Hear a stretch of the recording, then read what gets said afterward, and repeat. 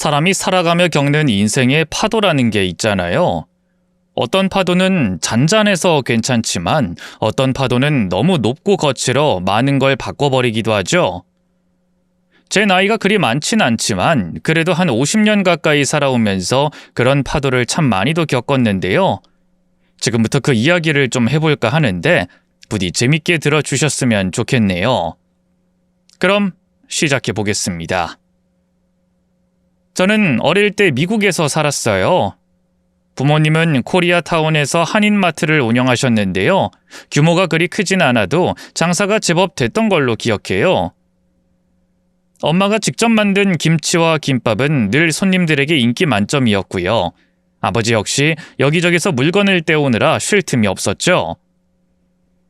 두 분 다 한국을 많이 그리워하셨는데 전 워낙 어릴 때 건너와서일까요? 향수병을 앓지도 않고 나름 잘 지냈어요. 적어도 그날이 오기 전까진 말이죠. 그날도 평소와 다름없는 평화로운 하루였어요. 아버지는 창고 안쪽에서 물건을 정리하고 있었고요. 저는 카운터를 보는 엄마 옆에서 색칠 공부를 하고 있었죠. 곧 폐점 시간이라 가게 안엔 손님은커녕 개미 한 마리 보이지 않았는데요. 엄마가 "이만 문 닫고 들어갈까?" 하고 제게 말을 건 순간 갑자기 출입문이 열리면서 누군가 안으로 들어왔어요. 키가 크고 덩치가 오락부락한 서양인이었죠.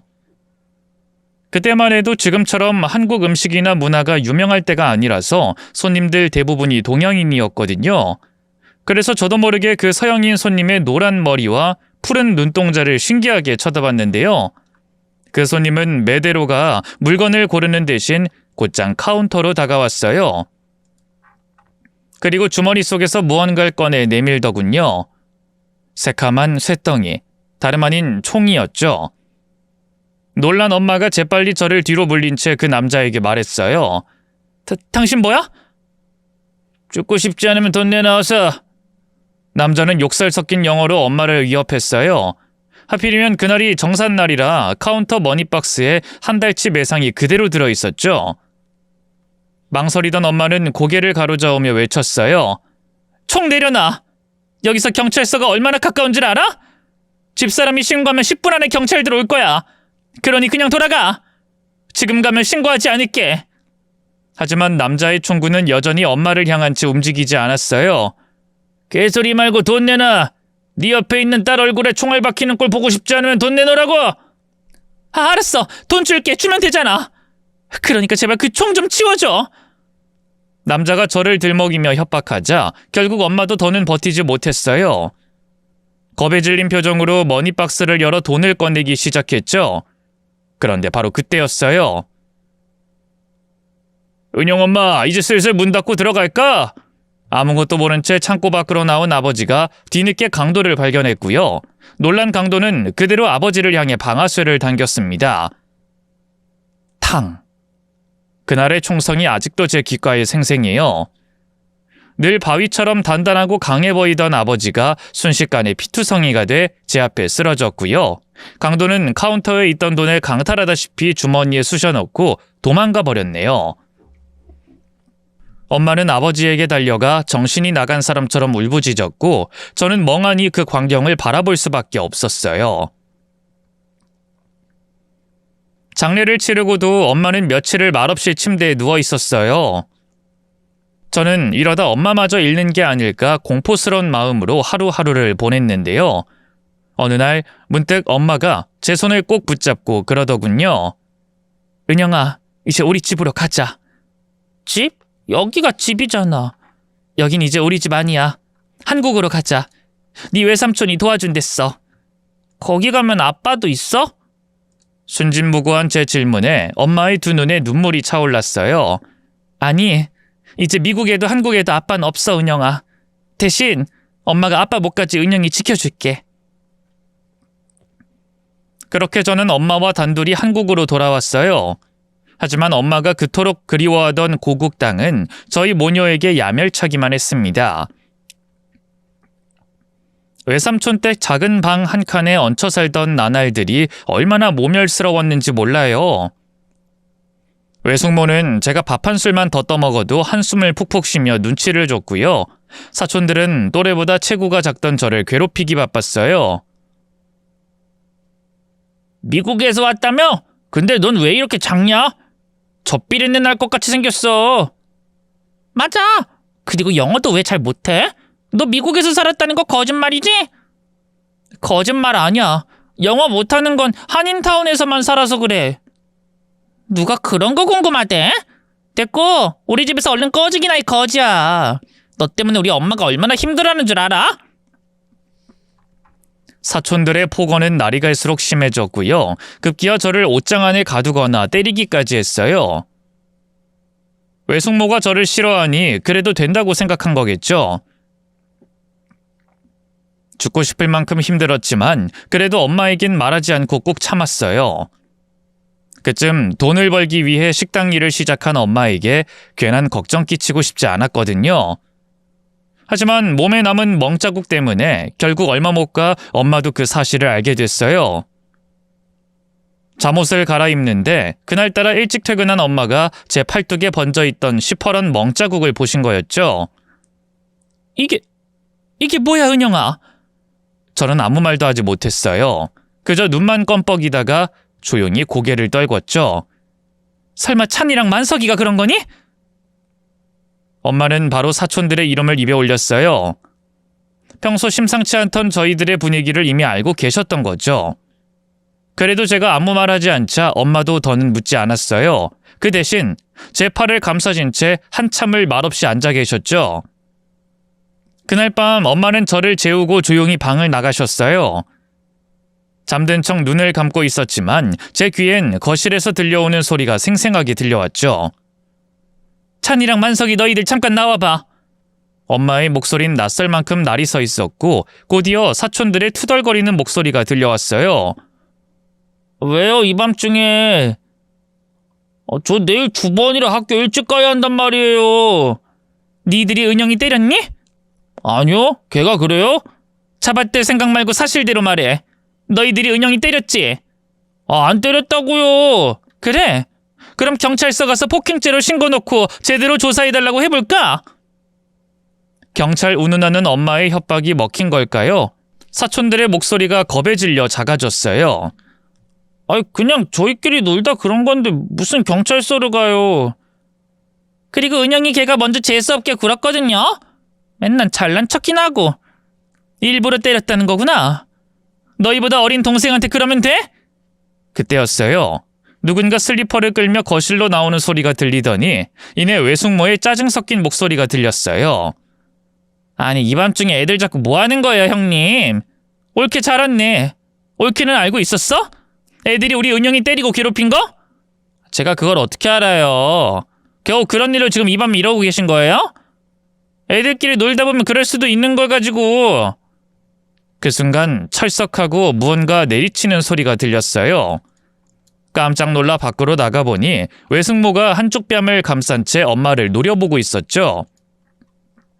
맞아요. 엄마가 외숙모의 뺨을 때린 거예요.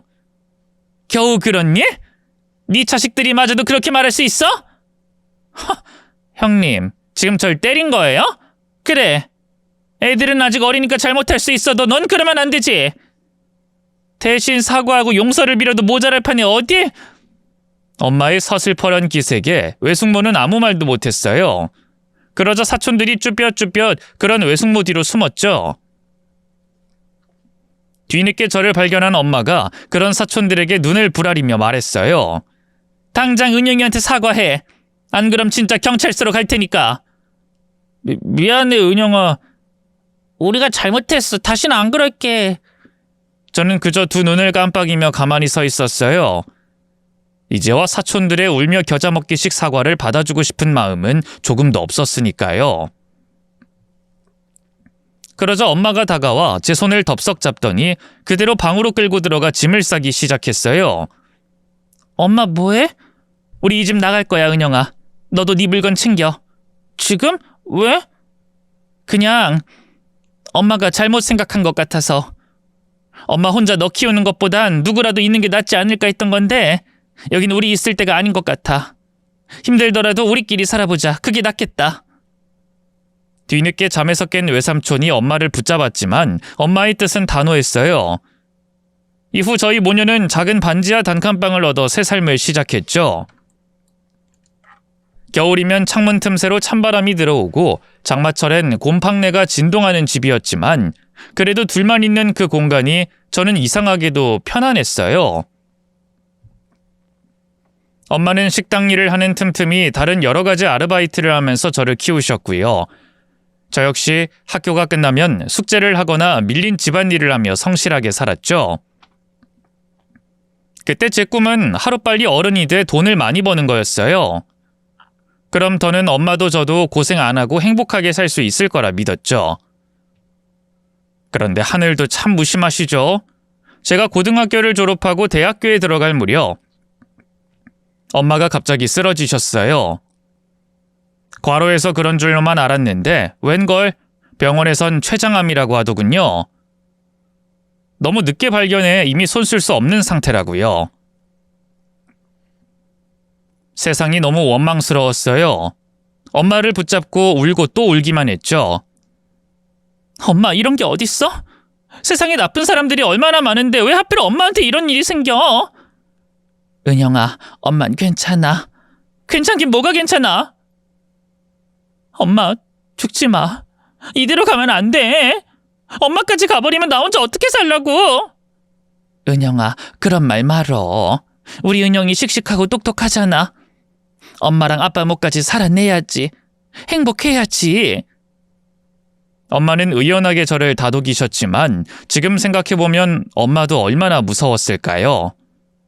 무엇보다 절 두고 먼저 세상을 떠나야 한다는 게 가슴에 사무치도록 걱정됐겠죠. 저는 저대로 세상의 모든 신들에게 또 먼저 떠난 아버지한테 빌고 또 빌었어요.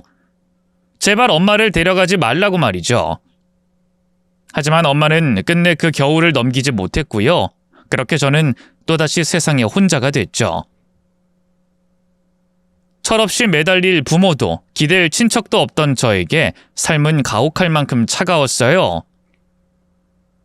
마음 같아선 그냥 엄마와 아버지 뒤를 따라가고픈 심정이었는데요. 어떻게든 살아가라던 엄마의 마지막 유언 때문에 차마 스스로 삶을 포기할 수는 없었어요.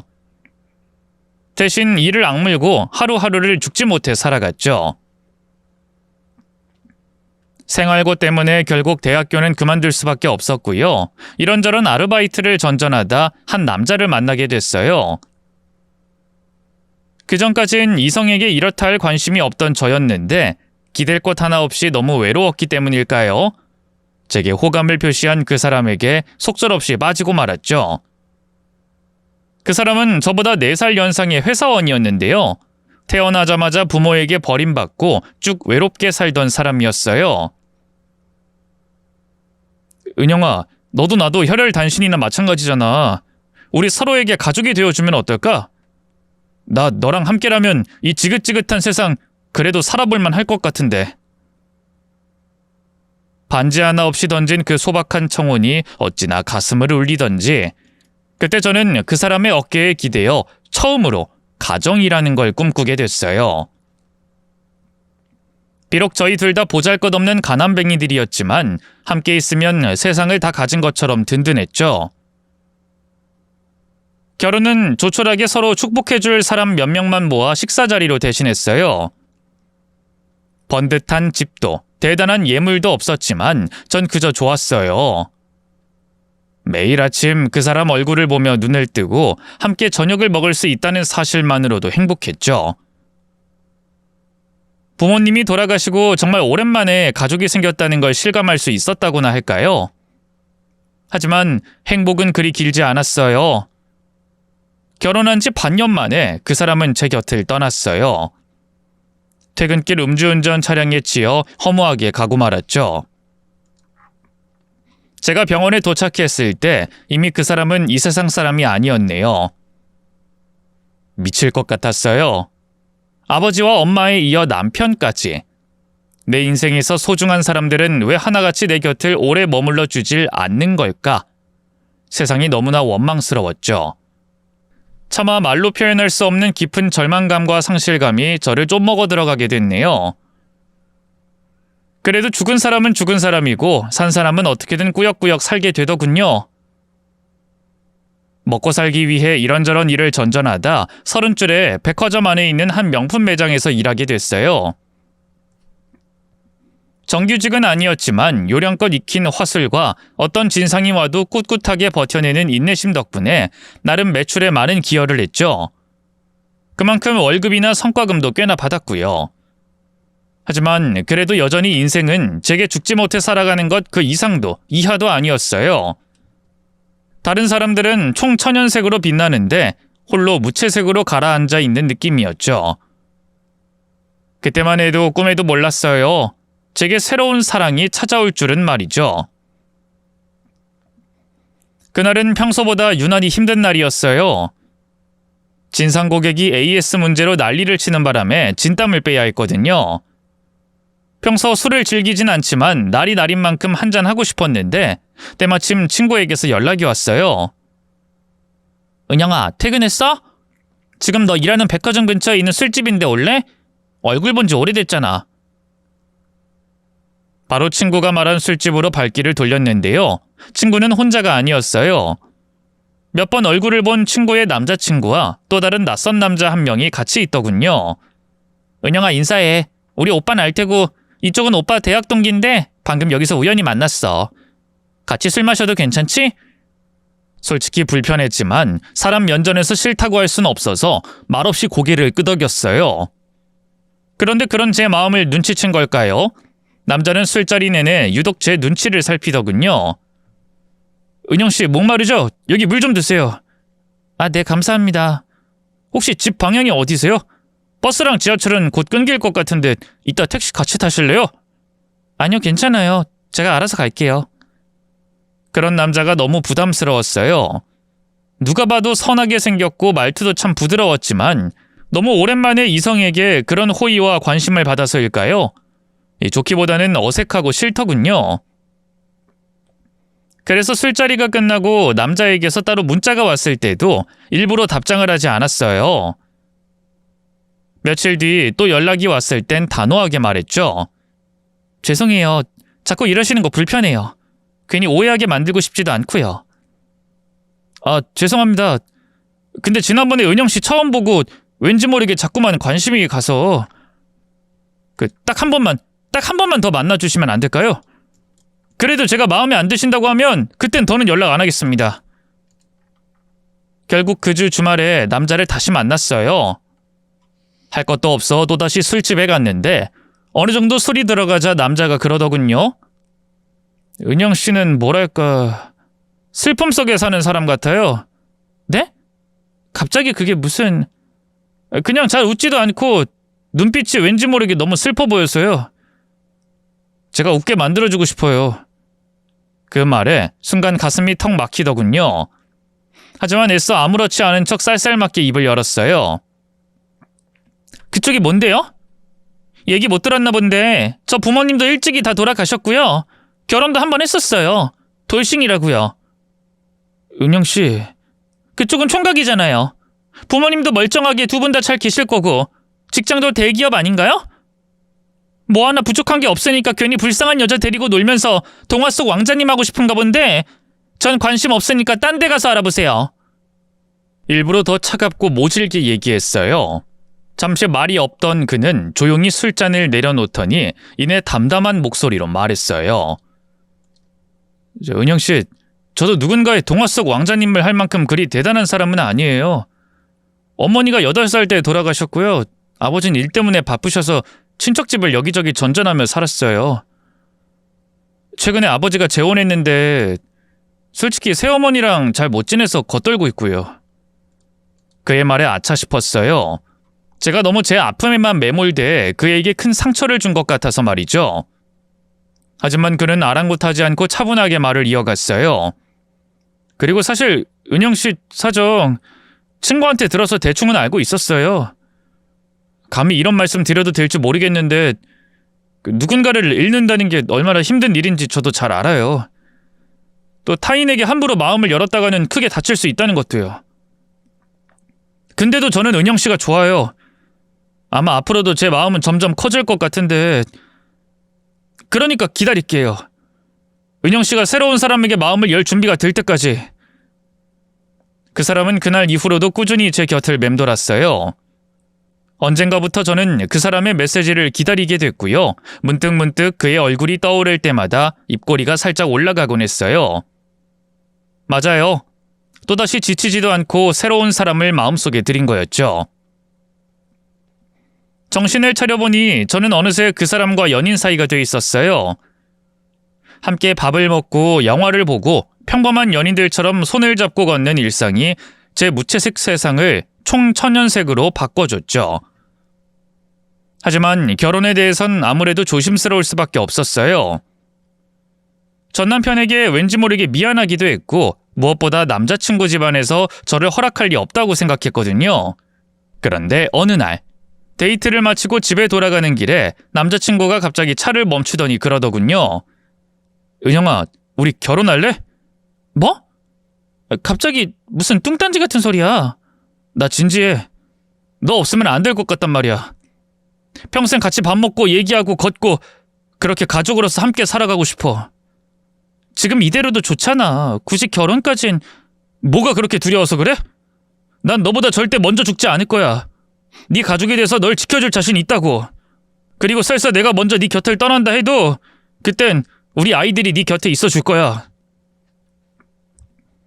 남자친구의 진심 어린 고백에 눈물이 핑 돈 것도 잠시. 이내 현실적인 문제들이 저를 짓눌렀어요.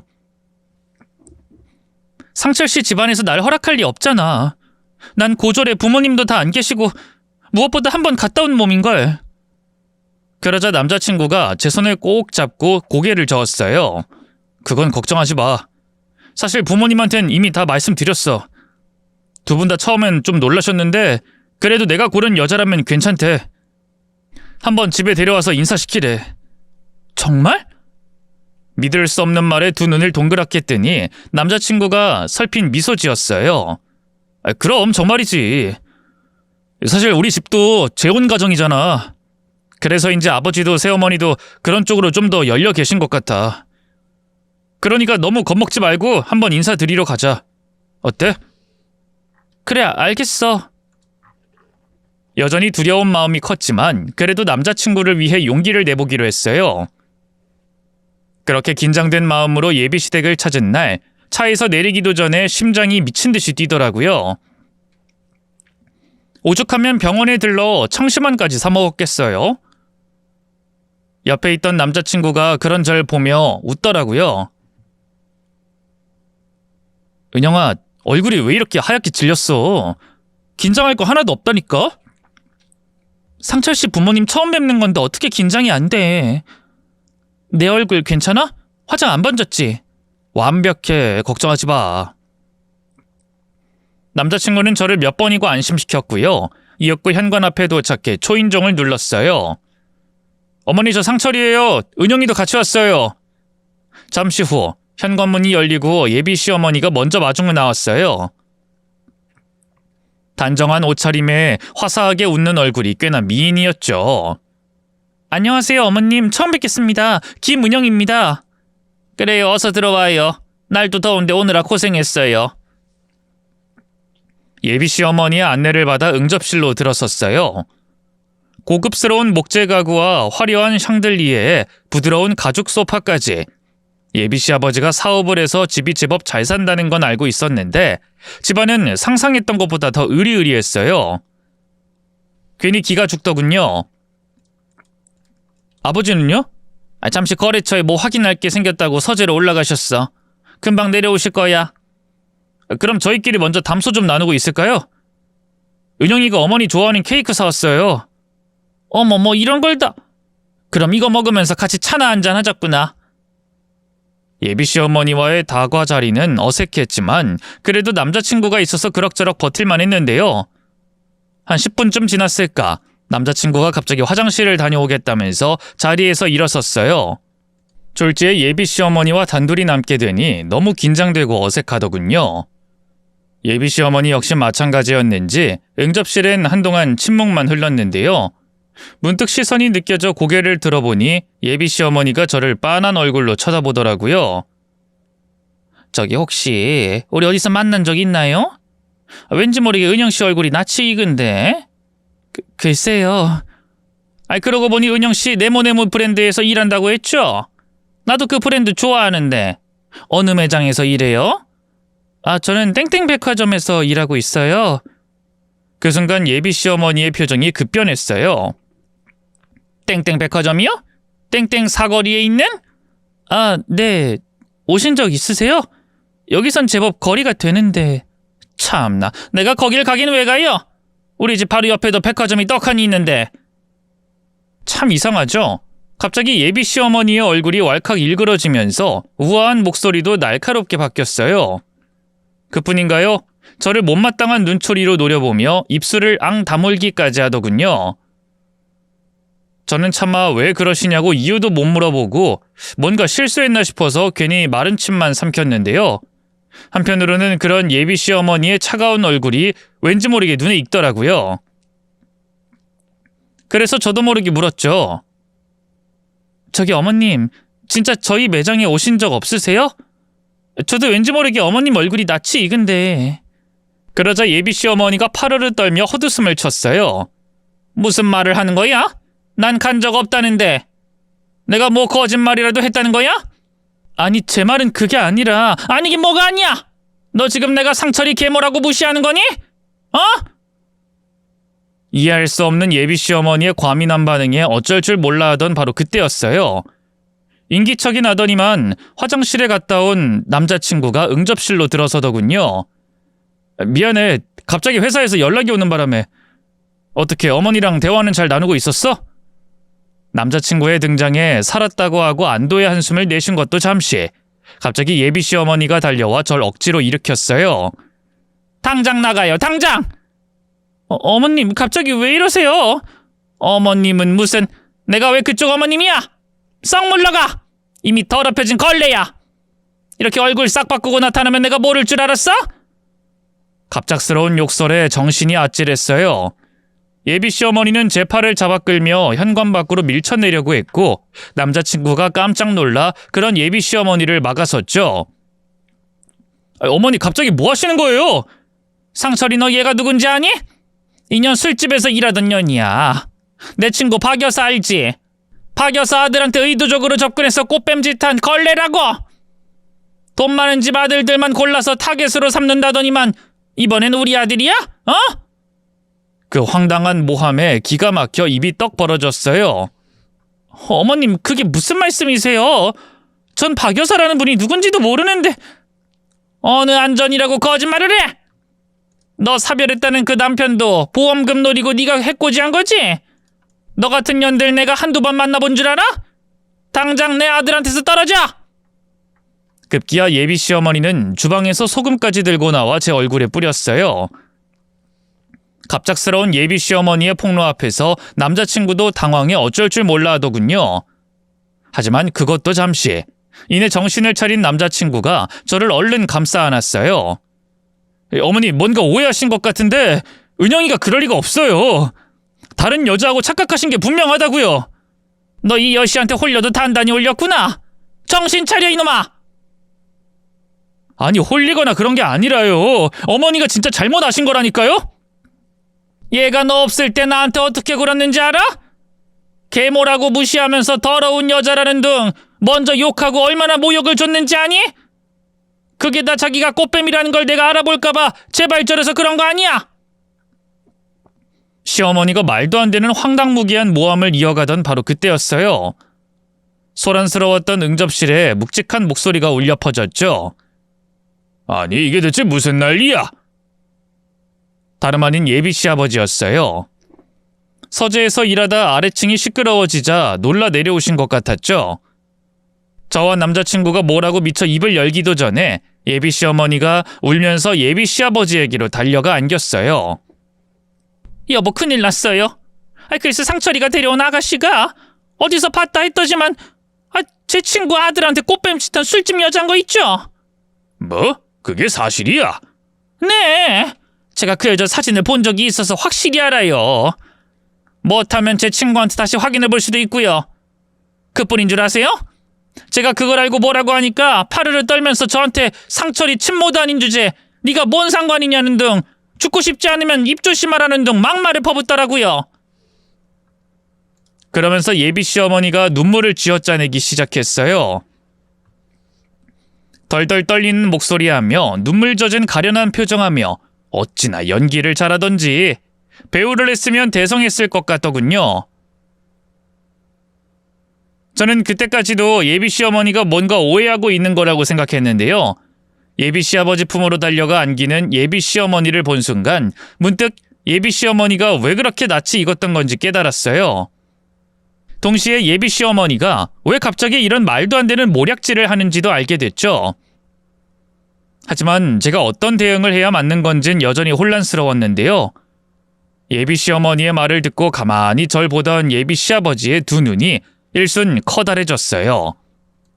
그리고 그분의 입에서 믿을 수 없는 이름 석자가 튀어나왔죠. 혹시 아가씨 강원도 삼척에 살던 김석환 씨를 알아요? 그분하고 너무 닮았는데. 예비 시아버지의 입에서 튀어나온 이름은 다름 아닌 돌아가신 저희 아버지의 성함이었어요. 강원도 삼척 역시 미국으로 건너가기 전 저희 가족이 살았던 아버지의 고향이었죠. 아니, 아버님이 그걸 어떻게... 맞아요. 저희 아버지 함자가 김석자 환자예요. 미국으로 이민 가기 전까지 강원도에서 살았고요. 어떻게 이럴 수가? 예비 시아버지가 덜덜 떨리는 손으로 주머니에서 지갑을 꺼내더군요. 그리고 지갑 속에서 오래된 흑백 사진 한 장을 꺼내 제게 내밀었어요. 이거 알아보겠어요? 정말로 아가씨 아버지가 맞아요? 사진 속엔 20대 초반쯤의 청년 두 명이 나란히 웃고 있었어요. 그중 한 명은 제 아버지와 똑같이 생긴 얼굴이었죠.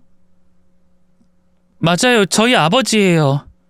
예비 시아버지는 잠시 말을 잇지 못하다가 이내 고개를 숙였어요. 그러자 정말 충격적이게도 갑자기 제 앞에 털썩 무릎을 꿇더군요. 놀란 저는 어찌할 바를 몰라 눈알만 굴렸는데요.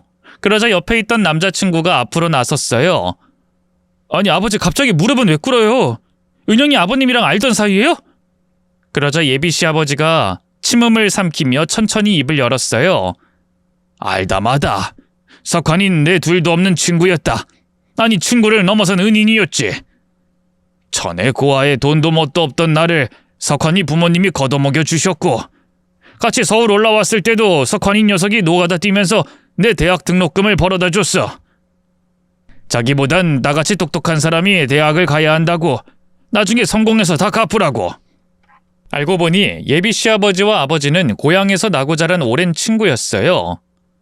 아버지는 공부도 잘하고 똑똑했던 예비 시아버지를 위해 대학 등록금까지 내어줬다 하더군요. 정작 자기는 고등학교 졸업도 못했으면서 말이에요. 덕분에 예비 시아버지는 무사히 대학 졸업장을 따낼 수 있었는데요. 취업과 동시에 아버지에게 본격적으로 은혜를 갚으려던 찰나 아버지가 갑자기 미국으로 이민을 가면서 연락이 뚝 끊겼다고 했어요. 석환이가 총기 사고로 세상을 떠났다는 것도 아주 나중에야 알게 됐어. 처와 딸이 있다는 것도 그때 알았는데 석환이 어머니 아버지도 일찌감치 돌아가시는 바람에 뭐 찾을 길이 있어야지. 근데 석환이 딸을 여기서 이렇게 만나게 되다니. 예비 시아버지가 감격에 찬 목소리로 저를 끌어안았어요. 그리고는 제 눈을 바라보며 떨리는 목소리로 말을 이었죠. 어쩜 석환이랑 생긴 게 꼭 닮았구나. 이제라도 은혜 갚으라고 하늘이 너랑 우리 상철을 만나게 했나 보다. 그 신묘한 인연 앞에서 뭐라고 할 말이 없더라고요. 예비 시아버지는 그런 제 손을 잡고 예비 시어머니에게 말했죠. 여보, 당신이 뭔가 오해한 게 분명해. 이 아이 내 하나밖에 없는 친우였던 석환이 딸이야. 석환이 딸이 꽃뱀 같은 그런 짓을 할 리가 없어. 아, 그렇죠. 제가 너무 닮아서 착각을 한 것 같네요. 다시 잘 알아볼게요. 다시 잘 알아볼 필요도 없어. 석환이 딸이 그럴 리가 없지. 은영아, 내가 우리 집사람 대신해서 사과하마. 오해가 있었던 거니 너무 마음에 담아들지 말거라. 당신도 얼른 사과해. 예비 시아버지의 말에 예비 시어머니는 마지못한 얼굴로 제게 사과했는데요. 여기서 예비 시어머니의 정체를 밝혀야 하나 고민하던 저는 아직은 때가 아니라고 판단했어요. 순식간에 저를 꽃뱀으로 몰고 말도 안 되는 거짓말을 일삼던 예비 시어머니는 딱 봐도 보통 상대가 아니었거든요. 좀 더 제대로 된 준비가 필요하다고 생각했죠. 그렇게 그날은 예비 시아버지와 돌아가신 아버지의 생각지도 못한 인연에 대한 회포를 풀고요. 며칠 뒤 모든 준비를 마친 뒤 예비 시어머니를 따로 불러냈어요. 제가 왜 어머님을 보자고 했는지는 아시죠? 제 말에 예비 시어머니는 뜨끔한 표정을 지은 것도 잠시, 이내 기가 막히다는 듯 헛웃음을 치더군요. 내가 그걸 어떻게 아니? 계속 그렇게 잡아떼실 거예요? 전 어머님 어디서 만났는지 다 기억났는데 그날도 제가 어머님을 알아본 것 같으니까 겁이 나서 말도 안 되는 모함으로 내쫓으려 한 거잖아요. 내 말이 틀려요? 아니 그날 오해한 건 미안한데 대체 무슨 황당무계한 소리를 하는 건지. 애인은 잘 있어요? 저희 매장에서 비싼 지갑이며 가방이며 턱턱 잘도 사주던데. 제 말에 예비 시어머니가 입술을 짓씹으며 저를 노려봤어요. 맞아요. 예비 시어머니는 종종 제가 일하는 백화점 매장에 찾아오던 손님이었어요. 옆에는 늘 젊은 남자 애인을 끼고 와선 그 남자가 사달라는 건 다 사주곤 했죠. 즉, 예비 시아버지 모르게 바람을 피우고 있던 거예요. 전업주부라고 하셨으니까 그동안 다 아버님 돈으로 애인 선물 사준 거겠네요? 아버님도 이 사실 알고 계세요? 애인이라니? 걘 내 동생인데. 아, 그래요? 어머님은 애인이랑 이렇게 팔짱 끼고 스킨십을 진하게 하세요? 저는 미리 준비해둔 사진을 꺼내 내밀었어요. 매장을 비롯한 백화점 내 CCTV를 캡처한 사진으로 예비 시어머니와 상간남이 착 달라붙어 있는 모습들이었죠. 이 사진 아버님이나 상철 씨한테 보여드려 볼까요? 진짜 이런 동생이 있는지 없는지 그 사람들도 잘 알 거 아니에요. 바라는 게 뭐니? 내가 뭘 어떻게 하면 되겠어? 예비 시어머니는 짜증난다는 표정으로 저를 바라보며 말했어요. 저는 팔짱을 끼며 그런 시어머니에게 차갑게 입을 열었죠. 뭘 어떻게 하면 되겠냐뇨. 일단 저한테 말도 안 되는 누명을 씌우고 쫓아내려 한 것부터 제대로 사과하셔야죠. 그런 기본적인 것도 모르세요? 제 말에 예비 시어머니는 분한 표정으로 입술을 짓씹었어요. 하지만 그것도 잠시, 이내 제 앞에 머리를 조아렸죠. 그래 사과하마. 무서워서 그랬다. 네가 내가 자주 가던 그 브랜드 매장 직원인 걸 깨닫자마자 조마조마해졌어. 네가 날 기억할까봐. 그 이랑 상철이한테 모든 걸 다 얘기할까봐. 그래서 순간적으로 그런 거짓말을 한 건데 내가 잠깐 미쳤었나봐. 아무리 그래도 그런 말도 안 되는 거짓말을 하면 안 됐던 건데. 돌아가신 저희 아버지가 아버님이랑 오랜 친구 사이였기에 망정이죠. 하마터면 저는 거기서 억울하게 쫓겨날 뻔했어요. 아세요? 그래, 내가 정말 죽을 죄를 지었다. 근데 제발 이 일은 그냥 덮어주면 안 될까? 나 그 사람하고도 벌써 헤어진 지 오래야. 이젠 정말로 가정에 충실할 거라고. 부탁하마. 네가 원한다면 무릎이라도 꿇을게. 제가 뭐라고 대답하기도 전에 예비 시어머니가 자리에서 벌떡 일어나 제 앞에 무릎을 꿇었어요. 사람들 많은 카페 한복판이었던지라 사람들의 시선이 순식간에 저희에게 쏠렸죠. 하지만 저는 아랑곳하지 않고 낮은 목소리로 말했어요. 무릎까지 꿇으실 필요는 없고요. 대신 아버님과 상철 씨에게 솔직히 다 말하세요. 지금까지 본인이 저지른 죄를 솔직하게 다 고백하고 용서를 받으시든 죗값을 치르시든 하라고요. 만약 아버님이랑 상철 씨가 어머님을 용서하겠다고 한다면 저도 그 결정에 따를게요. 아니 무슨 그런 말도 안 되는 소리를. 내 입으로 다른 남자랑 바람을 피웠다는 걸 말하라는 거니? 아니 세상에 어느 남자가 그걸 용서해. 용서받지 못한다고 해도 어쩔 수 없죠. 어머님이 진짜 반성하신다면 최소한 솔직하게 고백은 하셔야 맞는 거잖아요. 제가 직접 말하는 것보단 그 편이 낫지 않겠어요? 하! 아주 너 혼자만 고결하고 깨끗하구나. 이빠른 말은 누가 못해? 역시나 사람의 본성은 쉽게 변하지 않는다죠. 예비 시어머니는 언제 무릎 꿇고 거짓 눈물을 짜냈냐는 듯 벌떡 일어섰어요. 너 두고 보자. 내가 이대로 가만히 있을 것 같아? 그리고 협박 같지도 않은 협박을 남긴 채 그대로 먼저 카페를 떠나버리더군요. 혼자 남겨진 저는 이 일을 남자친구와 예비씨 아버지에게 어떻게 말해야 할까 걱정하면서 카페 밖으로 나왔는데요. 갑자기 등 뒤에서 누군가 툭 하고 제 어깨를 쳤고 고개를 돌리기도 전에 거친 손이 제 입을 틀어막으며 허리를 낚아채더군요. 닥치고 가만히 있어. 소리 지르면 죽는다. 낯선 남자의 목소리가 제 공포심을 자극했어요. 너무 두려워서 살려달라는 말조차 나오지 않더군요. 커다란 손에 짓눌린 얼굴은 숨이 막힐 지경이었고 두 다리는 공중에 붕 뜬 채 힘없이 질질 끌려갔죠. 남자가 저를 끌고 간 곳은 작은 폐건물이었어요. 그 안에선 이미 누군가 절 기다리고 있었는데요. 다름 아닌 예비씨 어머니였죠. 남자가 절 예비씨 어머니 쪽으로 던지듯 밀어버렸어요. 전 그대로 바닥으로 나자빠졌고 남자가 다가와 쭈그려 앉더니만 그런 저와 눈을 마주쳤죠. 그제야 남자의 얼굴을 제대로 확인한 저는 바로 남자의 정체를 알아봤어요. 다름 아닌 예비씨 어머니의 상간남이었죠. 헤어졌다는 건 역시나 새빨간 거짓말이었던 거예요. 인연이죠. 어떻게 할까 자기야. 상간남의 말에 예비씨 어머니가 씩 웃으며 말했어요. 몰라서 물어? 일단 이 고운 피부부터 싹 다 망가뜨려줘. 그리고 사진도 몇 장 좀 찍고 그 사진 인터넷에 확 뿌려버린다고 하면 그땐 이 가벼운 입도 좀 무거워지겠지. 어린 년이 어디 감히 날 협박하려 들어. 예비씨 어머니의 말에 등 뒤로 오소소 소름이 돋았어요. 예비씨 어머니는 상간남과 짜고 강제로 제 입막음을 할 작정이었던 거예요. 두려움에 온몸이 덜덜 떨리기 시작했어요. 예비씨 어머니는 그런 저를 꼴 좋다는 듯 구경하며 팔짱을 꼈고 그 사이 상간남은 제 양손을 등 뒤로 결박하고 낄낄거렸죠. 그러게 어디 주제도 모르고 우리 자기 심기를 상하게 해. 당신들 제정신이야? 이거 범죄라고. 내가 경찰에 신고하면 당신들 콩만 먹어. 네 사진이 인터넷을 떠돌아다녀도 상관없으면 어디 해보시든가. 난 그런 거 하나도 안 무서워. 여길 나가면 바로 경찰에 신고할 거야. 진짜라고.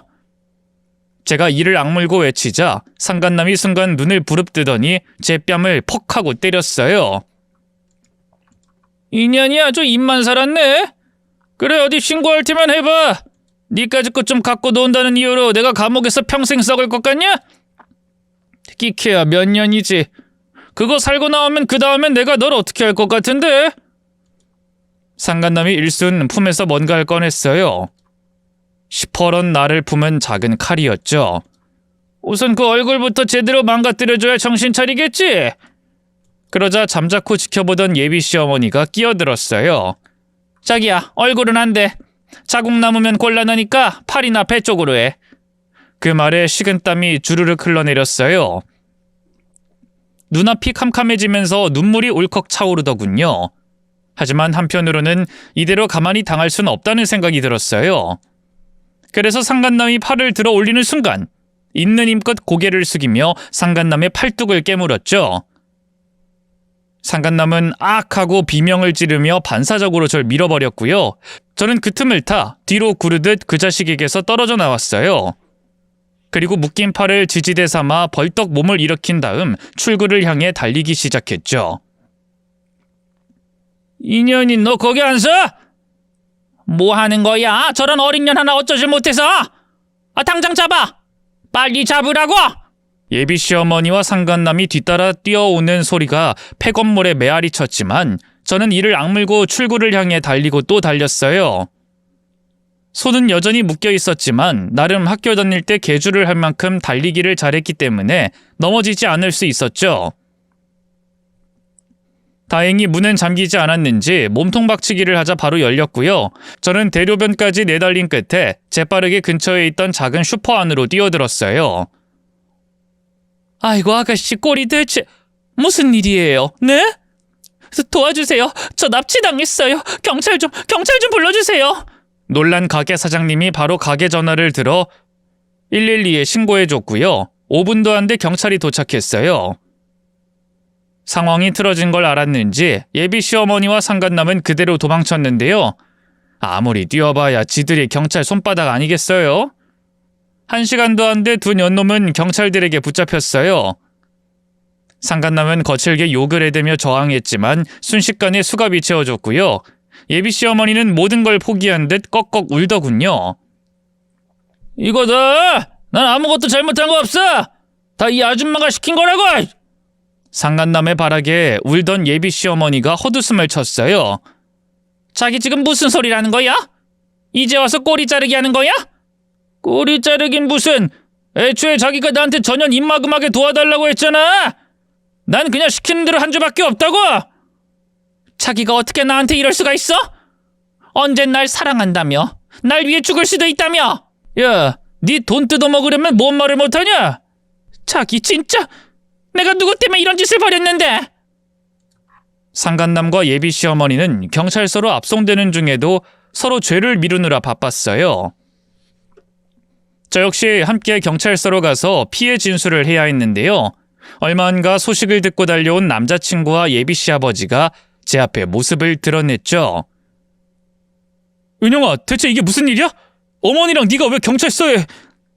남자친구가 제 손을 덥석 잡았고 예비씨 아버지 역시 혼란스러운 얼굴로 저를 바라봤어요. 저는 그런 부자에게 참아왔던 눈물을 삼키며 모든 이야기를 꺼냈어요. 카페에서 예비씨 어머니를 만났던 일부터 예비씨 어머니가 백화점에 다른 남자와 바람을 피웠던 일, 그리고 그걸 감추기 위해 저를 납치해 협박하려 한 정황까지 한마디 한마디에 두 사람의 표정은 점점 굳어졌고요. 특히 예비씨 아버지는 분노로 바들바들 떨기까지 하더군요. 잠시 뒤 예비씨 어머니가 1차 조사를 마친 뒤 경찰과 함께 나타났어요. 예비씨 아버지를 보자마자 무릎을 꿇고 울먹이더군요. 여보, 내가 잘못했어요. 내가 당신이랑 상철이한테 얼마나 충실했는지 잘 알잖아요. 난 그냥 당신이 일 때문에 너무 바쁘고 그러니까 외로워서 딱 한 번 그랬던 거예요. 근데 상철이 여자친구가 그걸 빌미로 날 협박하려 들어서 그래서 무서워서 그만... 예비씨 어머니는 그 와중에도 모든 걸 제 잘못으로 물고 가려 했어요. 저는 기가 막혀 핸드폰을 열고 녹음 파일을 재생했죠. 사실 예비씨 어머니와 카페에서 대화를 나눌 때 몰래 녹음하고 있었거든요. 녹음 파일을 들은 예비씨 아버지가 무시무시한 표정으로 예비씨 어머니를 노려봤어요. 아직도 정신을 못 차리고 거짓말을 하려 들어? 아니, 그게 아니라 이 간악한 년이 그새 또 녹음까지? 당황한 예비씨 어머니는 아무 말도 하지 못했고요. 오히려 저를 째려보며 이를 갈았어요. 그러자 예비씨 아버지가 예비씨 어머니에게 달려가 뺨을 세게 후려치더군요. 커다란 파열음과 함께 경찰서 안은 순간 정적에 휩싸였고 예비씨 아버지는 단호한 목소리로 말을 이었어요. 당신이 지금 무릎 꿇고 용서를 빌어야 할 사람은 나도 상철이도 아닌 은영이야. 당장 은영이한테 사과부터 해. 알겠어요. 사과하면 되잖아요. 예비씨 어머니는 겁에 질려 울면서 제게 무릎을 꿇었어요. 하지만 저는 당연히 그 사과를 받아주지 않았죠. 이후 상간남과 예비씨 어머니는 감금, 납치, 상해 미수 등의 죄로 법적 재판을 받아야 했고요. 둘 다 실형이 선고돼 옥살이를 하게 됐네요. 물론 상간남이 말한 것처럼 둘 다 초범이었던지라 그리 오래 감옥에 있진 않았어요. 저도 처음에는 그 사실이 너무 억울했어요. 한편으론 상간남이 찾아와 해코지를 하는 게 아닐까 두렵기도 했고요. 하지만 그런 불안함은 얼마 안가 사라졌어요.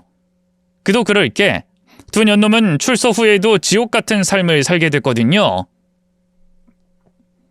먼저 예비씨 아버지는 예비씨모와 상간남을 상대로 이혼 소송과 상간자 소송을 진행했어요. 그동안 두 년놈이서 펑펑 써댔던 시아버지의 돈을 전부 되돌려받은 건 물론이고요. 손해배상금과 위자료도 꽤나 두둑하게 받아냈죠. 결국 경제적으로 위기에 몰린 예비씨 어머니와 상간남은 도박에 손을 댔는데요. 큰 돈을 따긴커녕 잃기만 해서 더 큰 빚을 지게 됐죠. 현재 상간남은 또 다른 여자한테 꽃뱀짓을 하려다 사기죄로 고소당해 다시 감옥에 들어간 상태고요. 예비시모는 상간남에게도 버림받아 혼자 살고 있는데요. 목구멍이 포도청인 상황이라 그 나이에도 남의 집 파출부 일을 하면서 살고 있다 하더군요. 인과응보라는 말이 괜히 생긴 건 아닌 것 같죠? 모든 사건이 일단락된 뒤 저는 남자친구와 조촐하게 살림을 합쳤고요. 지금은 시아버지까지 모시고 함께 행복하게 잘 살고 있어요.